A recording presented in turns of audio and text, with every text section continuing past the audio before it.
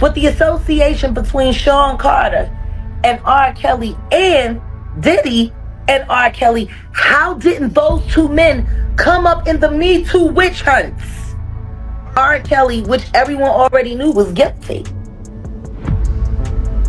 Big guilty. Why is no one from Me Too had anything to say about the diddler? Or Jay-Z for that matter. Jay-Z run hip-hop culture right now. You know, the man became like a real god of our culture. So everybody know that Jay-Z and R. Kelly was working together at one time with the Best of Both Worlds tour. For Sean Diddy Combs. Sean Diddy Combs. For Sean P. Diddy Combs. Here's Sean Combs. Sean Diddy Combs. So what do Jay-Z, R. Kelly, and Diddy have in common? And do they know about each other's actions that have shocked the world today? Of course. On July 11, 2019, R. Kelly, the R&B star, was sentenced to 30 years in prison after being found guilty in a case that now feels unsettlingly similar to the allegations swirling around Diddy. From behind bars, Kelly has made bold statements, hinting that Diddy and Jay-Z could one day end up sharing a cell with him. When news broke about Diddy's federal indictment, many couldn't help but draw comparisons between these two once untouchable music moguls. As Sean Diddy Combs sits behind bars awaiting trial on federal trafficking and racketeering charges, we take a deep dive into the growing list of high-profile celebrities charged with misconduct. We start with Harvey Weinstein. In April, the New York Court of Appeals overturned Weinstein's 2020 and assault conviction and ordered a new trial. A retrial is set for November. Weinstein maintains his innocence and that all encounters were consensual. Harvey Weinstein, once a Hollywood powerhouse, was accused by some 80 women, including Ashley Judd, of and prosecuted in New York and California. He was acquitted of a 2010 battery allegation, but a mistrial was declared for two other accusers. In 2020, he was convicted of and though New York's highest court later overturned his 23-year sentence. This today is an act of institutional betrayal. His defense attorney, Arthur Aidala. So the Court of Appeals deserves a tremendous amount of credit for doing this based on the law, not based on opinion polls. Weinstein's legal troubles were far from over. In 2022, he was convicted of and in Los Angeles and recently indicted on new charges in New York, where he remains behind bars. Weinstein made encounters were consensual. I believe I can fly. R&B singer R. Kelly was sentenced in federal court in New York and Chicago underage girls and recording it. In New York, the I Believe I Can Fly singer was sentenced to 30 years on trafficking and racketeering charges, followed by a 20-year sentence for child and enticement charges in Chicago.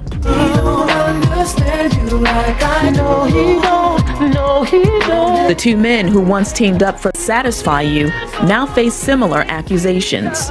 Like Kelly, Diddy is being held on trafficking and racketeering charges.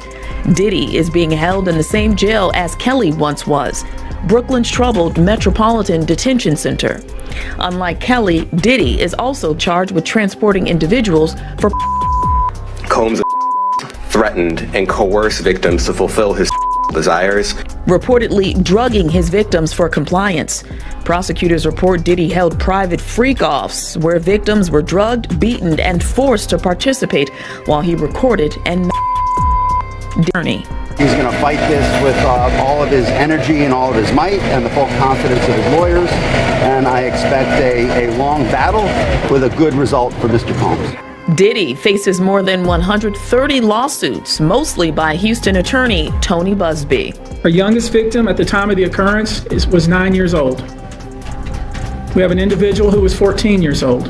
Now, Diddy is expected to appear in a federal courthouse tomorrow on racketeering, conspiracy, trafficking, and transportation to engage in charges. His attorney says he maintains his innocence and is eager to prove his case. Houston attorney Tony Busby, who represents more than 120 accused victims, says he plans to start filing lawsuits this week against Diddy and the music mogul's cohorts.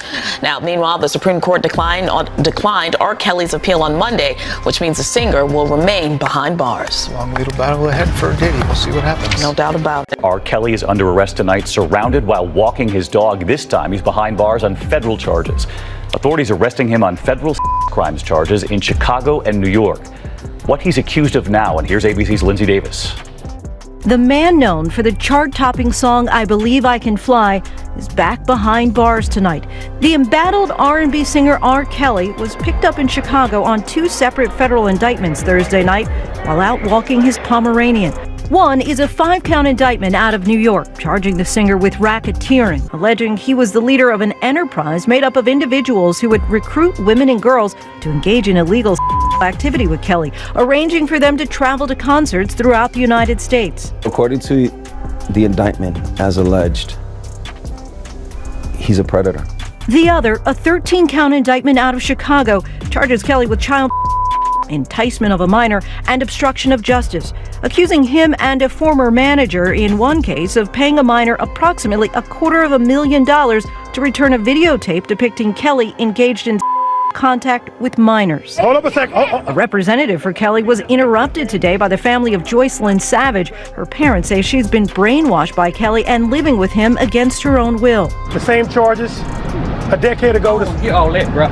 Where's my daughter at? The same charges we Kelly had before. is in there right now in jail. I want to know where my daughter is. This latest arrest comes nearly 5 months after the 52-year-old was released on bail for more than a dozen abuse charges brought shortly after the explosive Lifetime docuseries Surviving R. Kelly.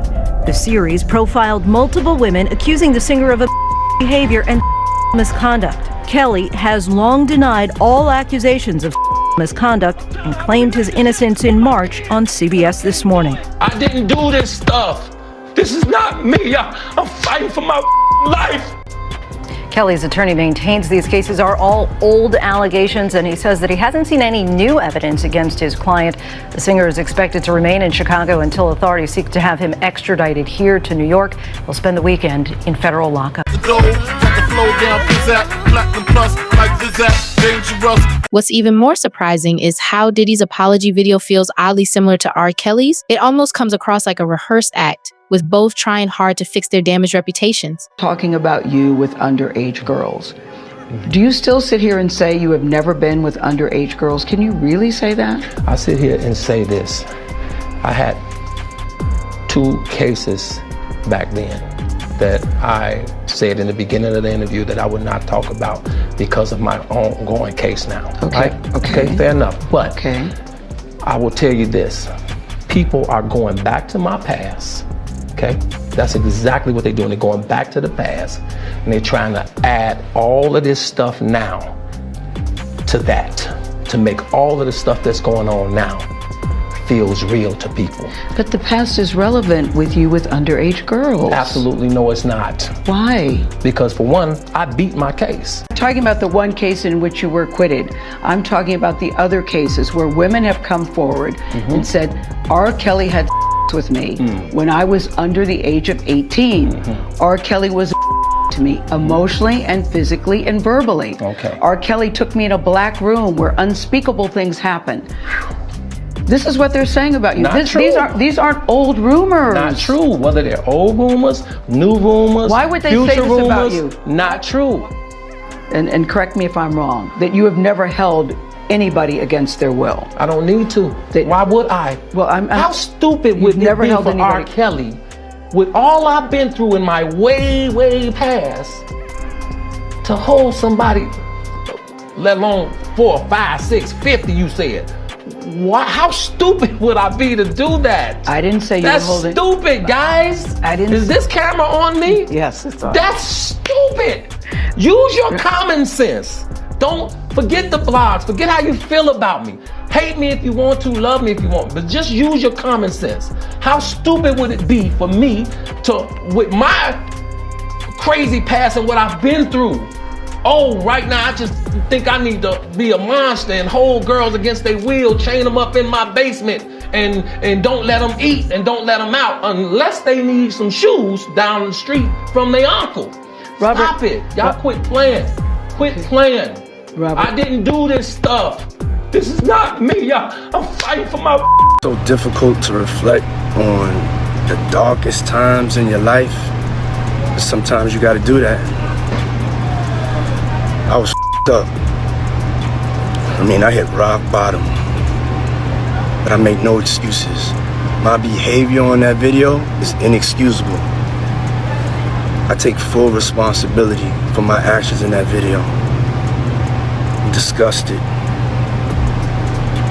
I was disgusted then when I did it, I'm disgusted now.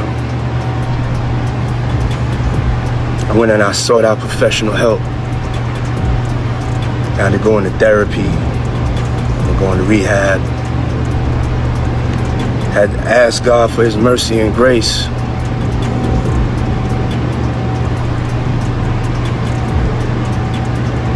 I'm so sorry. But I'm committed to be a better man each and every day. I'm not asking for forgiveness.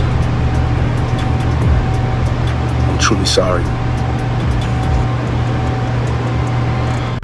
R. Kelly's daughter, Joanne Kelly, alleges he used her as a child. Who also goes by the name Buku Abi, alleges that the R&B singer her when she was 8 or 9. Kelly says in the 2-part TVEI network documentary, Karma, A Journey per People magazine, I just remember waking up to him touching me, and I didn't know what to do, so I just kind of laid there, and I pretended to be a documentary released October 11th states she told her mother, R. Kelly's wife Drea Kelly, about the alleged in 2009. When she was in a statement to People, R. Kelly's attorney Jennifer Bonjean says Mr. Kelly vehemently denies these allegations. A trailer for the special was released September 29th. Everything. For a long time, I didn't even want to believe that it happened. I didn't know that even if he was a bad person, that he would do something to me.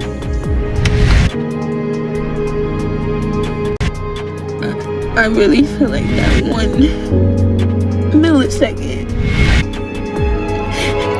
completely just changed life. Joanne was not named as one of the victims during Kelly's 2021 trial.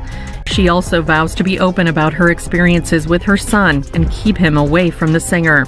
My son asks questions. I'm gonna be as truthful. But I will not be taking my son to a prison to meet his grandfather.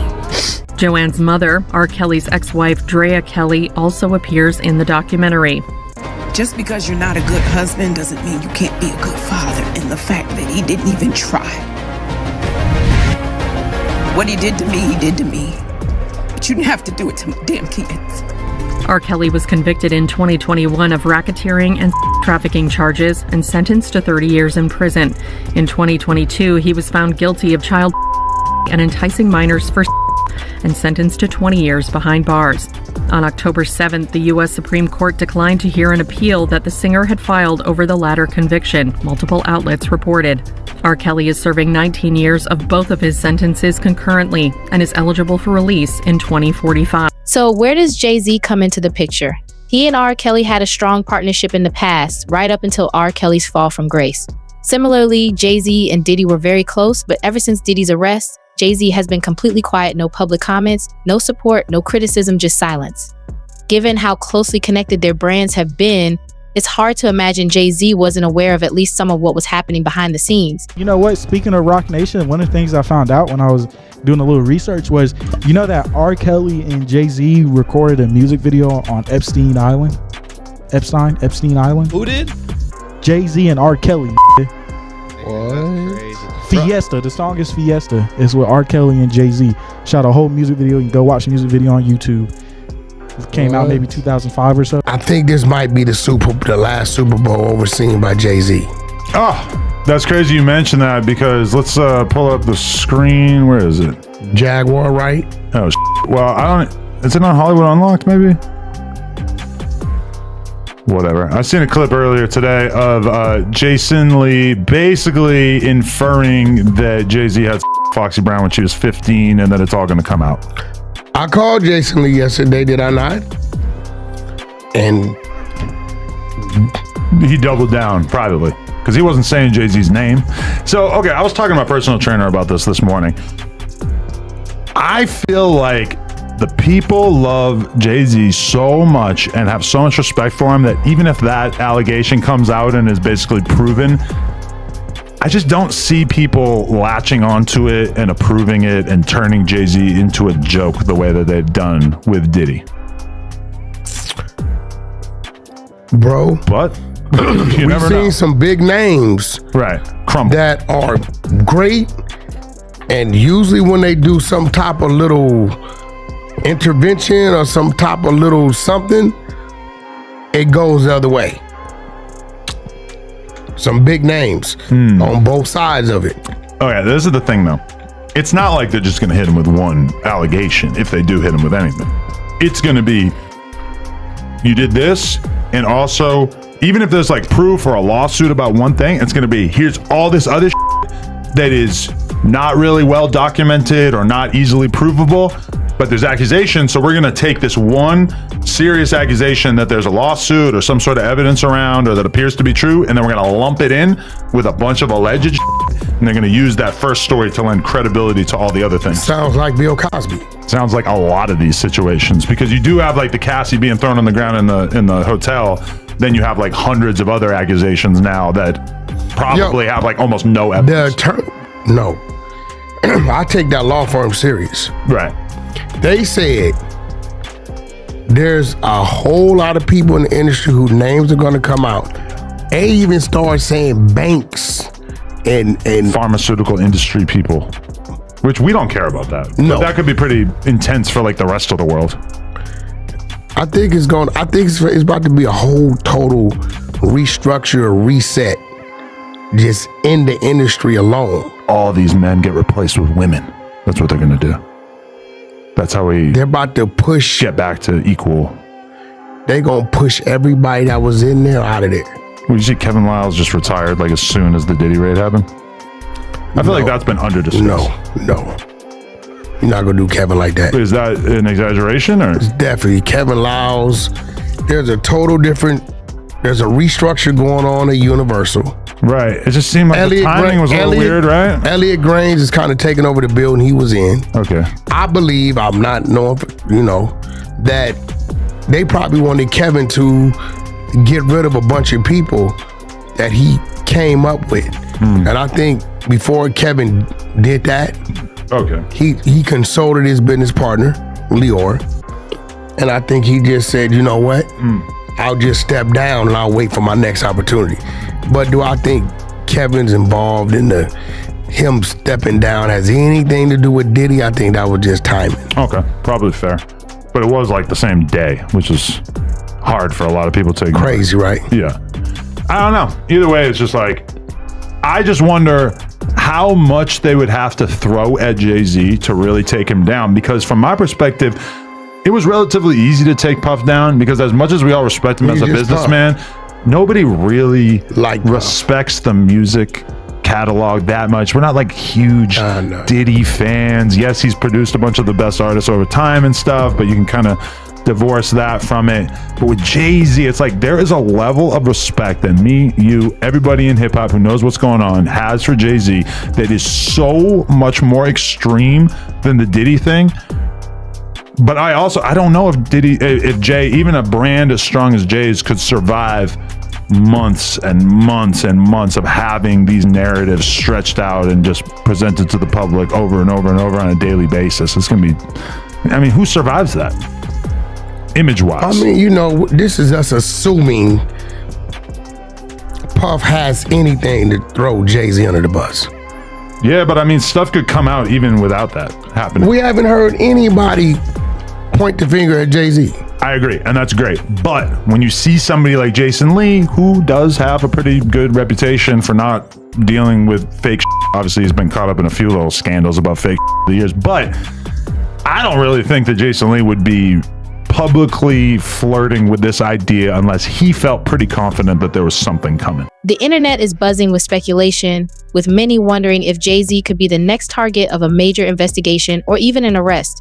People are digging into his connections with names like R. Kelly, Aaliyah, and Diddy. After looking into it myself, I found details that are even more unsettling than what's already come out about Diddy. First, there's the timeline R. Kelly faced justice yesterday, Diddy today, and some think Jay-Z might be next. It's suspicious that Jay-Z never publicly condemned R. Kelly despite their past friendship.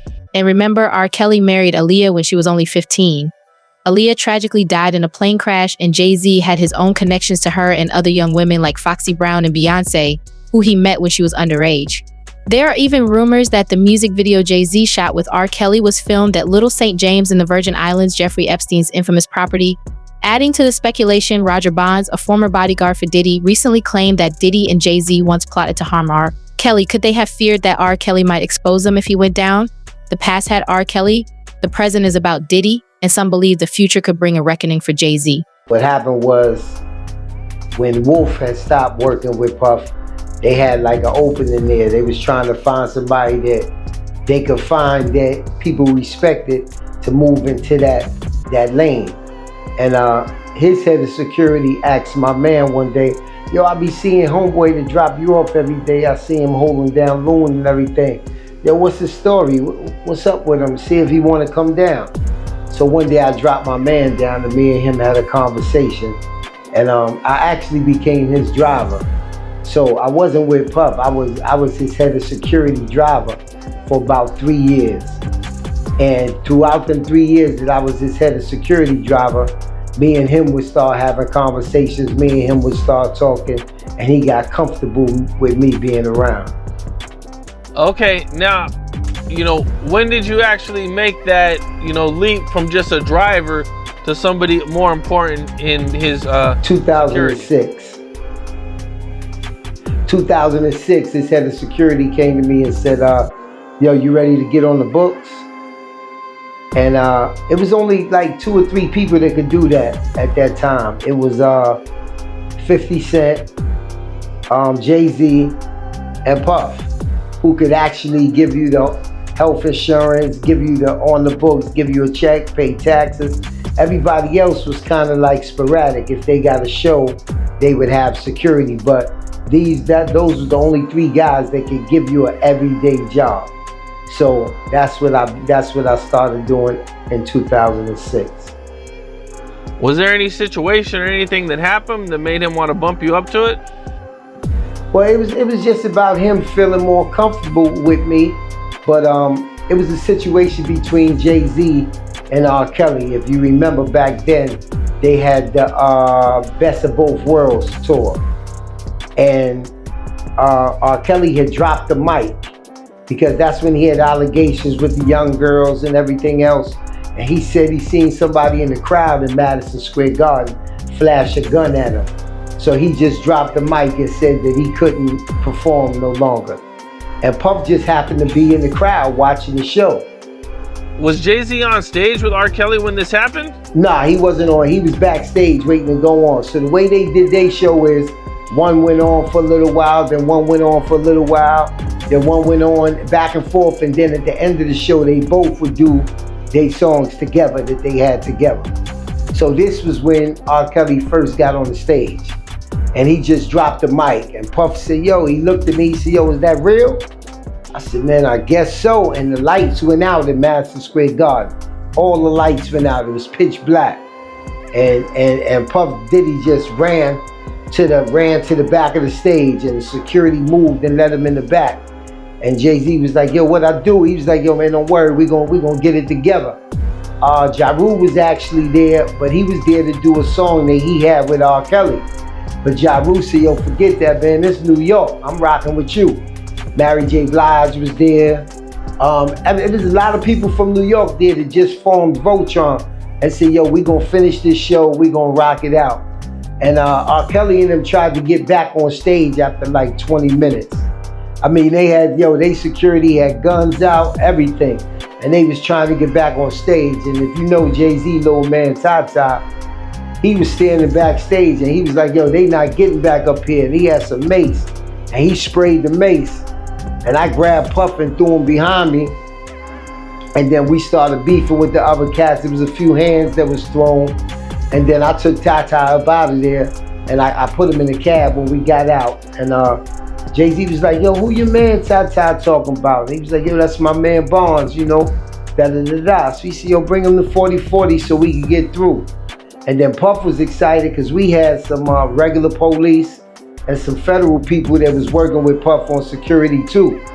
And Puff said, yo, man, the way you was moving, man, I need you with me all the time. So from that day on, we became like everyday working with him every morning. From like the morning that he woke up, we would give call time to the time that it was time to go to bed.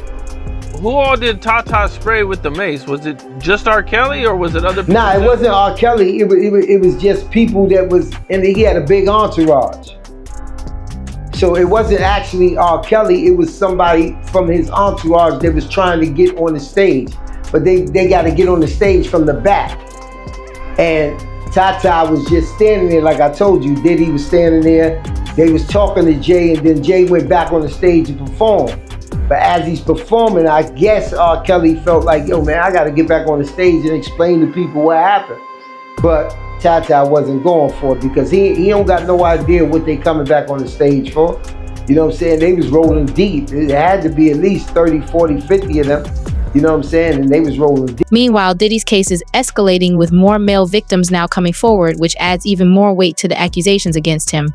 As the allegations grow, it's becoming more likely that Diddy could be looking at a lengthy prison sentence. The amount of old Diddy footage I've been reviewing recently is outrageous, and I've seen so many instances where he's like, oh, no homo, man, or telling his friends to stay far away from him because he doesn't want to come off gay. Yet there are so many men coming forward against this monster. The floodgates have opened, and Diddy is being sued left and right by people who claim he essayed them, including a handful of men. Diddy has now been named in 6 separate lawsuits filed by Tony Busby, that Texan lawyer that we talked about recently. Says he's representing up to 120 alleged Diddy victims. And it looks like 4 of the 6 cases he's filed so far feature male accusers. I'm telling you guys, coming from someone who is gay, it's always the guys who make the jokes about the gay guys or who get uncomfortable around men who are ultimately gay. So if your boyfriend is over here making these terrible jokes about gay people, then sis, you might want to check his phone again. People have inundated our office with reports of times that they were with P. Diddy. Now I want to know what the process is like. Now I'm all getting all tripped up. What is the process like when they vet these people? Like, how do they know if they're telling the truth? Because granted, while I do think a lot of these people are Diddy's victims, I wonder if there are some bad apples out here just trying to get some clout. It's extraordinary, just the sheer numbers of people that have reported. One suit, a man says that he was working for Echo Clothing back in 2008 and knew Diddy through his work. As Diddy was developing and marketing Sean John, a competing brand, he said he ran into Diddy and Diddy's 3 bodyguards in the stockroom of the Macy's flagship store in New York City back in May 2008. He claims that someone pistol whipped the back of his neck and caused him to fall to his hands and knees. He claims that Diddy approached him and told him to suck his D word and then brutally orally R-worded him. He also, it looks like Diddy said, suck my D, Echo, which it's like he was like almost attacking this man because he works for this competitor clothing brand, saying suck my D, you brand. But what the hell's going on with these 3 bodyguards surrounding Diddy, making sure that he can do this to this innocent man and get away with it? Another suit, a man claims that he was hired to work security for Diddy's 2006 white party.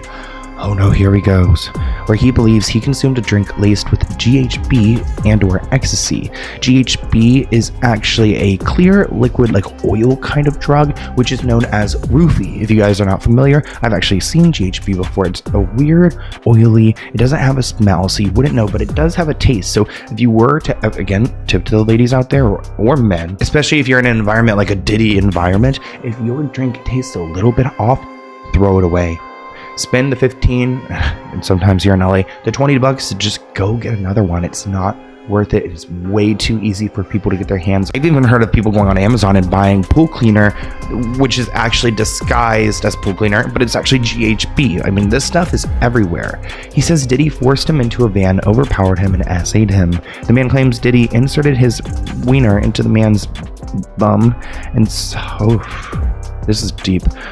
He says the alleged R word resulted in Diddy's bodily fluids. God, his like babies dripping out of this man. Okay, I can't. We move on to the next page. Another man suing Diddy claims that he went to a Diddy party in October 2021, so not even long ago, where he became disoriented after consuming one drink. He says the room started spinning, and the next thing he remembers was being in the bedroom paralyzed. He said at least 3 men essayed him through the back and other forced acts. He distinctly recalls seeing a Diddy above him at one point during the... Now the fourth lawsuit, holy crap, we're going through so much like deep and dark stuff so quickly. It's exhausting. The fourth lawsuit is from a man who claims he was only 16 years old when he was invited to Diddy's 1998 white party in the Hamptons, where he says they snapped a photo together, which we actually do have that photo. We'll put it on the screen. He says Diddy took an interest in him and took him into a more private area to chat, where Diddy told him he had the right look for the music industry and could be made into a star with Diddy's help. Here is this picture where it looks so eerie. You could see there's not too many people in the background. Here's this guy and Diddy, a predator, just getting ready to prey. Also, I think it's interesting how he's resting his hand on his shoulder. Any like body language experts out there, like, can you explain what does a fist mean? Like, is that kind of like an assertion of power almost? So what do you think? Could Jay-Z really be at risk of facing the same fate as Diddy and R. Kelly? Let us know your thoughts in the comments below. And if you enjoyed this video, don't forget to hit that subscribe button so you never miss out on our latest updates. Until next time, stay real, family.